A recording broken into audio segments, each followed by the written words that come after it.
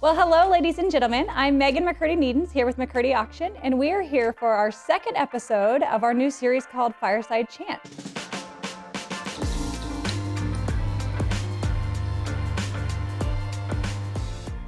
We've been thinking internally a lot at McCurdy Auction through this holiday season about what can we do, how can we give back. So we're really focusing on giving comfort and joy. And we have a special guest with us today that's part of that kind of philosophy in our hearts right now. This is Latasha St. Arnaud. She is with HumanKind Ministries here in Wichita. She's CEO and president. So that's some of our focus here for these next few months. So I'm going to share and talk with Latasha here through this episode about kind of what McCurdy's doing and what her organization specifically is doing. So first of all, just kind of tell us a little bit about what is HumanKind Ministries and what do you do? Who are the recipients? Tell us a little bit about your world. Yeah, well, thank you so much. I have to say, for starters, thank you for having us. And we're really excited about the partnership and incredibly grateful for your support and the opportunity today to just talk about our services. And so a little bit about HumanKind Ministries. We are actually a local nonprofit serving all of Sedgwick County. So we have a wide range of services and programs here in the community, but most notably, we are a homeless service provider. We are a low-income housing provider, and then we also have a variety of other programs that focus on basic needs. So we serve the homeless and those experiencing extreme poverty. Sure. Well, and that's one of the reasons for us as McCurdy Auction that we chose this as kind of one of our areas to focus, is because obviously we help people buy and sell real estate. And to us, everybody having a home and a roof over their head is very important, and it ties in very closely with what we do on a day-to-day basis. So that's kind of what triggered us to reach out and say, hey, how can we help? So I'd ask you, personally, maybe what drives your passion for the organization and for what you guys do at HumanKind? Yeah, well, I'm really fortunate that I get to see all the success stories. I really, my staff and I, we get to see somebody that has just months ago probably, been employed and they have a degree and had a home over, a roof over their head, and then found themselves homeless through a variety of circumstances.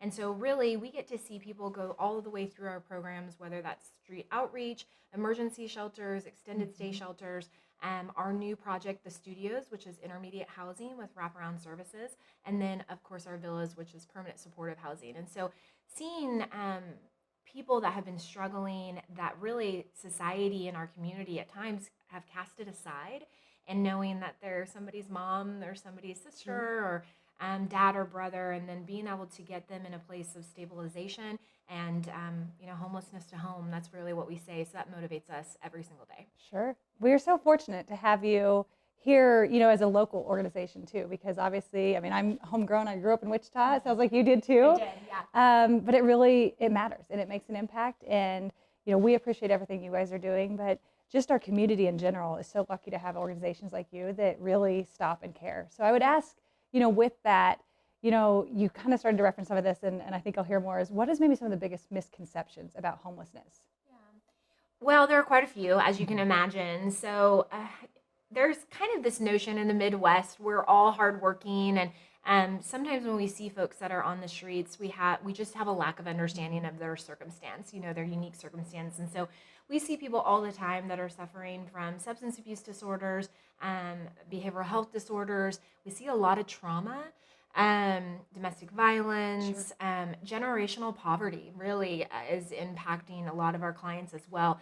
And most of the time people come to us and life has just really been hard on them. They have suffered unimaginable circumstances that most of us can't relate to. Sure. And so when they come to us, oftentimes it's two or more of these issues. And what I say to people all the time is, there's millions of Americans that suffer from substance abuse disorders, say. But if they have a roof over their head, or they have families supporting them through those challenges, those up and downs, if they have an uncle that's an alcoholic, well, somehow it becomes more acceptable. But as soon as we see a homeless person on the streets that has a substance abuse problem, now it's their fault, and they need to figure that out on their own. And there's not this support or this more acceptance or understanding that somebody's going through something really difficult. So I think there's just this misconception that the second that you don't have a roof over your head, you're in it alone, go at it alone. And most of us would be unable to conquer those types of challenges without a support system. And the folks that we serve, we are that support system. And I'd like to say, honestly, it's a community-wide effort. We would not be able to do the work that we do without community partners like you and others. And it really just takes a village to lift these folks up.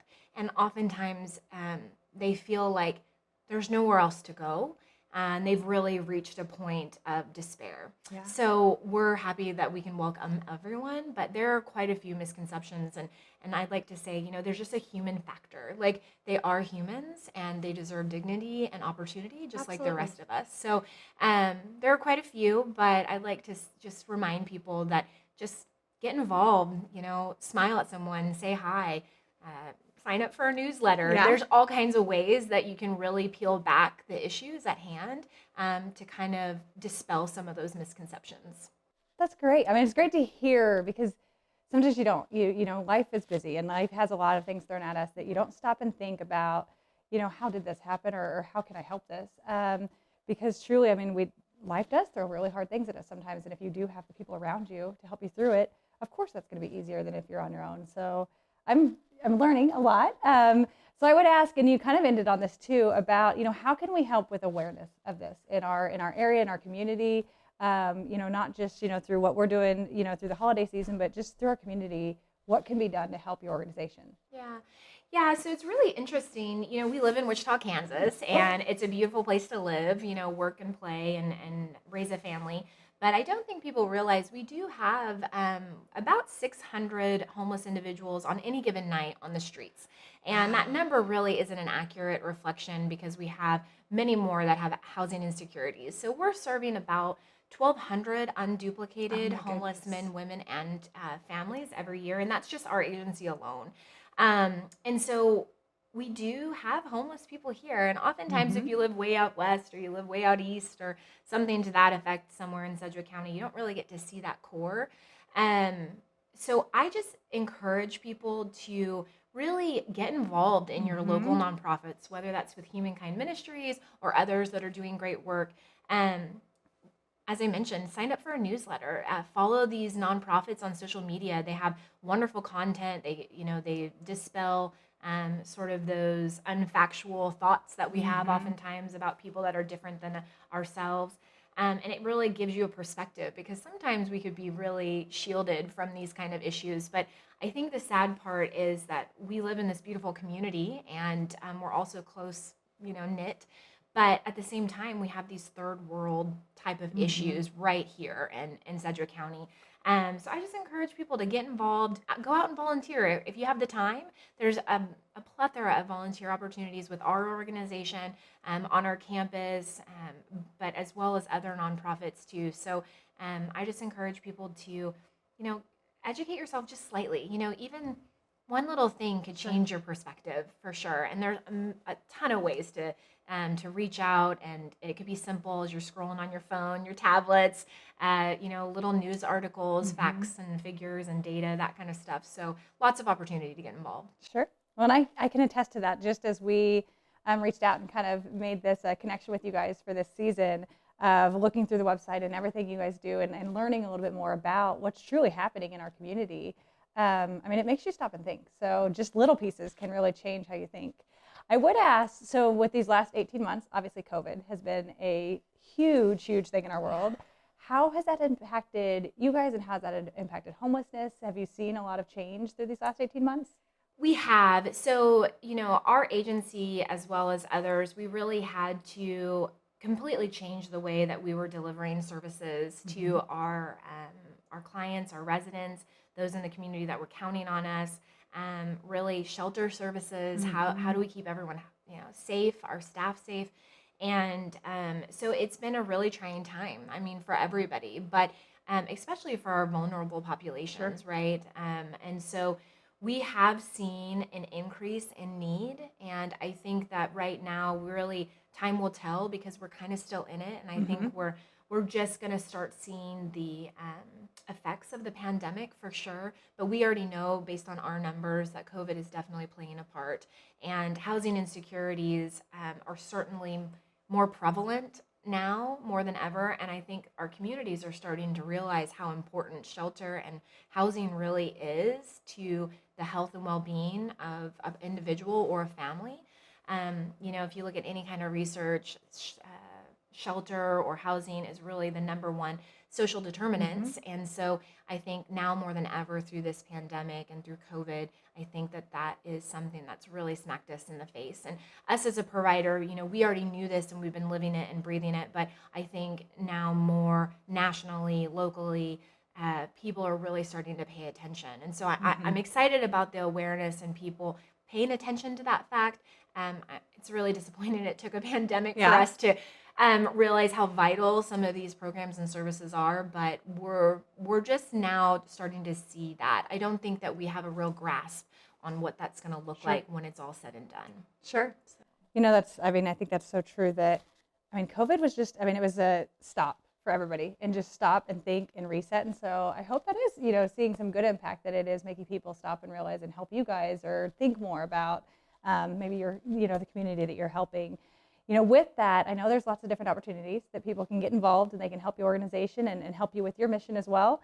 I know one thing that we're doing is Operation Holiday, volunteering. So tell us a little bit about different ways specifically that they can get involved with HumanKind if they do not just want to learn, but now they want to take that next step. And if you want to, join in and be a part of this and help and make a difference, tell us a little bit about Operation Holiday or other volunteering.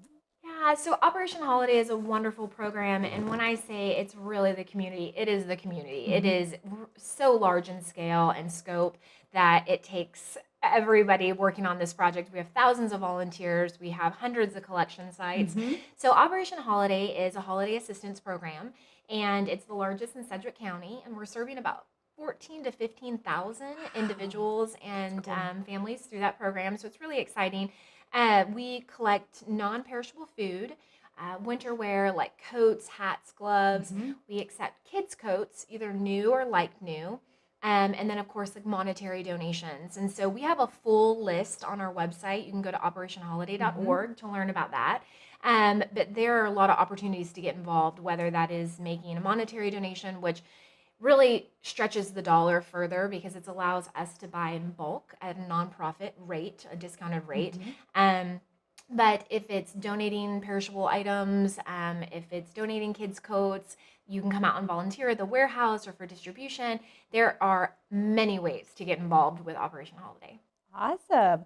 Well, that is something we are so excited to do as we get close to the holidays. So something that our team has chosen to do is, one, obviously be a sponsor with HumanKind, but beyond that, actually we want to get in and do help. So we're coming to the warehouse, our whole staff and auctioneer team. We set up personal property auctions. Like, you can put us to work in a warehouse and we know how to work. We will. Trust us. There's lots to do. That we know how to do. And then I know that we're doing coats, and that's one thing as a corporate thing. Instead of this year, we always do it kind of corporate gifts for maybe business professionals that we work with. We're going to size back on that, and maybe they get a cookie, but the cookie is a coat because we've actually donated a coat for them instead of just a gift that maybe they don't really want and maybe doesn't make an impact. So those are a couple ways that McCurdy has gotten involved. And so that we ask that any of our viewers, if you're inclined, reach out to HumanKind or any organization you choose. Take this time as you go into the holidays and you're maybe thankful for the things that you have in your life, and see if you can't contribute back to others. We certainly want to thank Latasha for being here today, and everything that HumanKind is doing. What a great resource to have here in our community. We appreciate what you're doing. As I mentioned, as a real estate company, it's important for us to know that everybody has a roof over their head. And so if this is our way that we can get involved and help and improve that situation here in our community, we're glad to be partners with you guys. Thank you. We're so grateful, and we're thankful for everybody watching today or tuning in. And so just reach out. You can go to our website, HumanKind Ministries, or operationholiday.org. But there's lots of opportunity, and we appreciate your time. Well, perfect. Well, ladies and gentlemen, thank you so much for tuning in and joining us for our second episode of Fireside Chant. Just so you kind of know what's going on around the McCurdy team. Ladies and gentlemen, we hope you have a great day and enjoy your holidays and find a way to give back.